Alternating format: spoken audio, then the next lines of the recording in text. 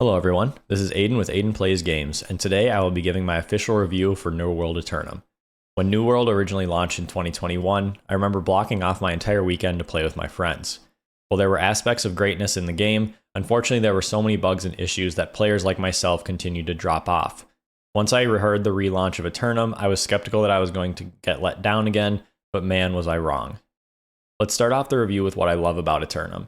I actually really enjoy the art style and feel it is a good balance of realistic and cartoony that does a great job giving the game a nice fantasy feel. I also think they did a great job with the soundtrack, which can often be an overlooked part of games. The gameplay itself is smooth, and I am surprised that I am able to stay at such high frames even in highly populated cities.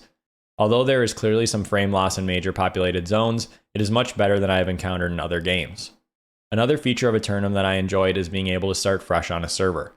This was great for me as a returning player that I didn't start in a server that had the vast majority of players' maximum level because it made the leveling process feel more populated and fun. I think New World nailed the flexibility of being able to pivot the direction of your character. I am someone who could read multiple guides before playing, and I think I have a clear path of how I want to play the game, but I always end up trying many of the different class and weapon options in other MMOs. I really appreciated the ease of being able to pivot between weapons and not have to create a new character or feel like you are losing progress. Before reaching max level, I was able to try out almost every weapon type to figure out what I found to be the most fun. This was as easy as equipping a new weapon and changing my attributes for free until level 60 and experimenting with the different playstyles. This is something in other MMOs that usually requires creating a new character and changing your class to achieve, but in New World I was able to do all of this while leveling up one character. The combat system in New World is my favorite of any MMO I have played. I love the skill shot targeting method as opposed to the more common tab type. This feels way more engaging to me and creates a natural skill gap in combat. Being able to dodge abilities and attacks gives the opportunity for outplay in battles and really makes the PvP experience incredibly enjoyable and rewarding. I wish more games would leverage this combat system, and this is a very big pro for me. Another one of my favorite parts of the game is utilizing trade skills. I have always loved the concept of leveling up non-combat skills, which comes from my early childhood obsession with RuneScape. In my opinion, the trade skills in New World are just a more interactive and visually enhanced version of RuneScape. I have found there are times I want to hop on and play, but don't really have a core objective for my session. Oftentimes this has resulted in me going on gathering runs for hours, and I arguably have as much fun doing that as progressing through quests or dungeons. The trade skill system gives players a massive amount of content, and I never felt like I ran out of things to do or had to kill time before I could progress into the next zone. This is also good for the long-term game economy in that players can specialize in certain skills to earn coin and keeps the trading post active with players looking to buy items that they cannot make themselves. I feel New World did a great job having options for both PvE and PvP content, and I personally enjoyed participating in both game styles. I loved the PvP flag feature and had a blast running around the open world looking for other PvP players while questing or gathering resources. I also really enjoyed the 3v3 arena and outpost rush game modes. The PvP track system feels really rewarding, and I think that it is a great way to encourage players to participate in PvP before max level. The PvE track was also very enjoyable to play.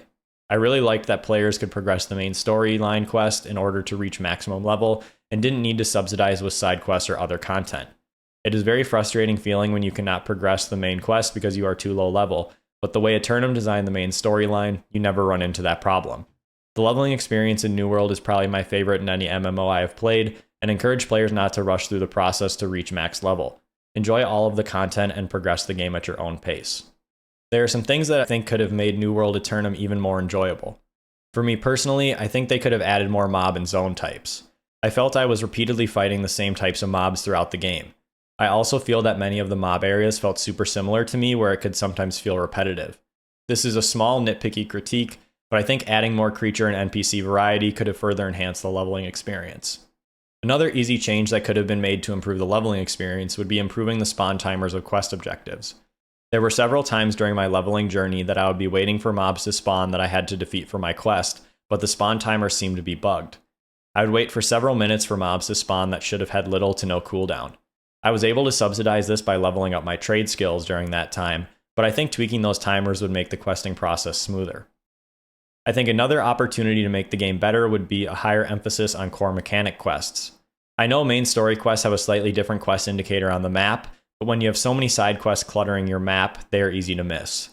Missing these quests can cause players to miss out on core game components, which can be very frustrating. The number one thing that comes to my mind with this is the Heart Rune quest. I think there could be also some more explanation on trade skills and game components to make it easier for new players to understand the game. After hearing my likes and dislikes, let's get into the rating. I would give New World Aeternum a 9 out of 10, and it is one of my favorite games I have played this year. As someone who was extremely skeptical after the first go-around, I was pleasantly surprised with how much I enjoyed the game. Aeternum is one of the first games in a while that I've genuinely enjoyed playing, which is something I think a lot of people in the gaming industry are struggling to find. The vast amount of content makes it so I have not yet been bored and look forward to logging on next. If you are someone who has never played the New World franchise, I would highly recommend you give it a try. If you are a returning player that is skeptical about getting back into New World, I get your feelings, but I can assure you this is nothing like the original launch. I look forward to keeping up the grind and making more New World content going forward. Leave a like and subscribe if you enjoyed the video, and let me know in the comments if there are other games you would like to see tips for, or upcoming titles that you are excited about playing. Don't just play games, master them. Subscribe and level up with Aiden Plays Games.